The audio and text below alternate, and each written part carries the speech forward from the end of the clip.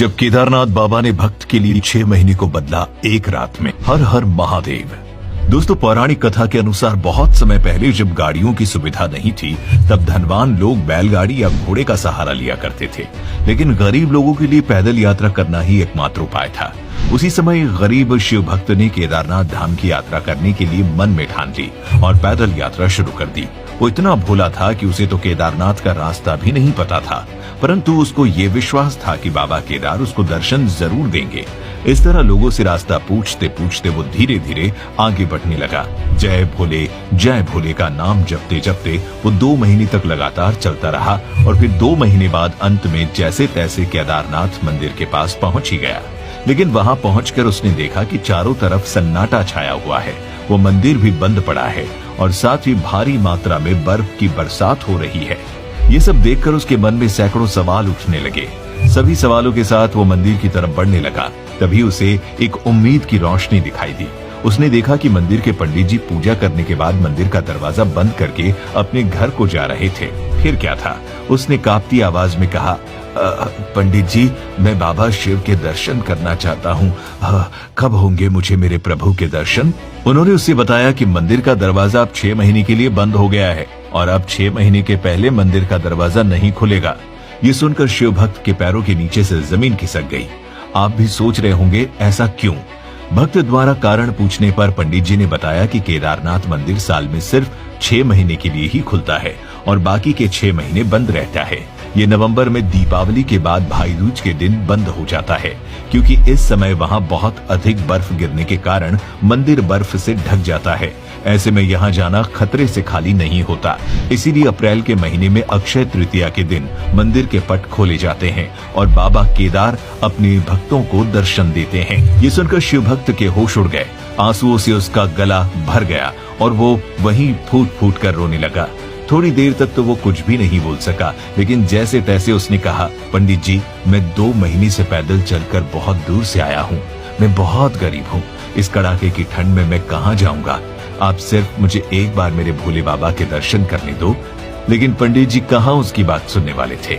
हाँ, अगर उस गरीब भक्त की जगह कोई अमीर आदमी होता तो शायद वो मान भी जाते।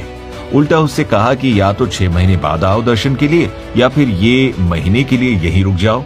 इतना कहने के बाद पंडित जी ने अपना पल्ला झाड़ा और वहां से चले गए। फिर धीरे धीरे रात गहराने लगी और बर्फ भी गिर रही थी। ऊपर से पहाड़ों की ठंडी हवा मानो उसके शरीर को जगह जगह से तोड़ रही हो, लेकिन फिर भी उसने हार नहीं मानी। वो भगवान का ध्यान करते हुए बैठा रहा और मन में ठान लिया कि अब वो बाबा के दर्शन किए बिना वहां से हिलेगा भी नहीं। तभी उसे अंधेरे में एक रोशनी दिखाई दी। उसने देखा कि एक अघोरी बाबा उसके पास चले आ रहे हैं। पास आकर उन्होंने खाने के लिए उसे खाना दिया और कहा कि तुम थक गए होंगे, खाना खाकर सो जाओ। शिव भक्त सच में थक चुका था। खाना और आग की गर्मी मिलने के कारण उसे तेज से नींद आ गई और फिर वो गहरी नींद में सो गया। जैसे ही सुबह उसकी नींद खुली तो वो चारों तरफ लगातार देखता ही रह गया, क्योंकि जो उसने देखा वो किसी चमत्कार से कम नहीं था। उसने देखा कि दूर दूर तक कहीं भी बर्फ नहीं दिखाई दे रही है और न ही उसे ठंड लग रही थी। वो सोचने लगा कि अचानक ये क्या हुआ और फिर उस अघोरी बाबा को इधर उधर ढूंढने लगा, लेकिन जब वो नहीं मिले तो अंत में हार कर वो मंदिर के पास ही बैठ गया। तभी उसकी नजर मंदिर के पंडित जी पर पड़ी, जो अपने सेवकों के साथ उसकी तरफ ही आ रहे थे। जैसे ही वो आगे बढ़ने वाले थे, शिव भक्त ने उनसे पूछा कि क्या मंदिर का दरवाजा आज ही खुलेगा?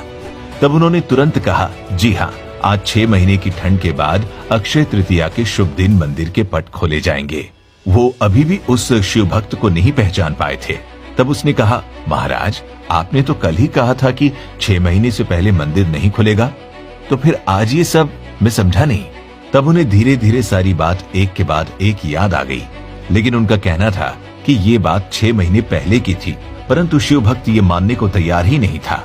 फिर दूसरी तरफ जब पुजारी जी के दिमाग में बाबा केदार जी के चमत्कार से जुड़ी बातें घूमने लगी, तब उन्होंने भक्त से कहा कि कल जो जो भी उसके साथ हुआ वो उसके बारे में सब बताएं, और शिव भक्त ने ऐसा ही किया। उसने सारी बात एक एक करके बता दी। रात की बात जानने के बाद सभी की आंखें भर आई। सब कुछ सुनने के बाद रोती हुई आवाज में पंडित जी ने पूछा, कैसे दिखते थे वो अघोरी बाबा? उसके बाद उस गरीब भक्त ने अपनी आंखें बंद की और कहा, एकदम अघोरियों की तरह, पूरी तरह से बैरागी, शरीर पर शेर की छाल लपेटे हुए, हाथ में त्रिशूल, भस्म लगा हुआ शरीर और रुद्राक्ष की बहुत सी मालाएं लपेटे हुए थे वो बाबा। बस इतना सुनते ही पुजारी जी और उनके सभी साथी हर हर महादेव कहते हुए उस शिव भक्त के चरणों में गिर पड़े। उस दौरान किसी के भी आंसू नहीं रुक रहे थे। फिर उस गरीब शिव भक्त के पैरों को पकड़कर पुजारी जी ने उससे कहा, हे शिव भक्त, तुम धन्य हो। तुम्हारे पास मंदिर से निकलकर स्वयं बाबा केदार आए थे और उन्होंने अपनी योग माया से तुम्हारे 6 महीने को एक रात में बदल दिया, अर्थात कालखंड को छोटा कर दिया। क्योंकि शास्त्रों में भी बताया गया है कि समय में बदलाव करने की शक्ति सिर्फ महादेव के पास है और वो अपने सच्चे भक्तों के लिए समय को भी आगे बढ़ा सकते हैं। जैसे कि बाबा केदार ने उस गरीब शिव भक्त के 6 महीने के इंतजार को एक दिन में बदल दिया और इस तरह से बदला कि भक्त को कुछ पता भी नहीं चला। वो सोया था नवंबर की रात में और उठा अप्रैल की सुबह। ऐसी ही है महादेव की कृपा, जो अपने सच्चे भक्तों का दुख हर हाल में हर लेते हैं और उन्हें साक्षात दर्शन भी देते हैं। यही कारण है कि बाबा केदारनाथ ज्योतिर्लिंग को जागृत महादेव भी कहा जाता है, क्योंकि जो भी भक्त बाबा केदार को भजता है उसकी रक्षा करने भगवान सबसे पहले आते हैं।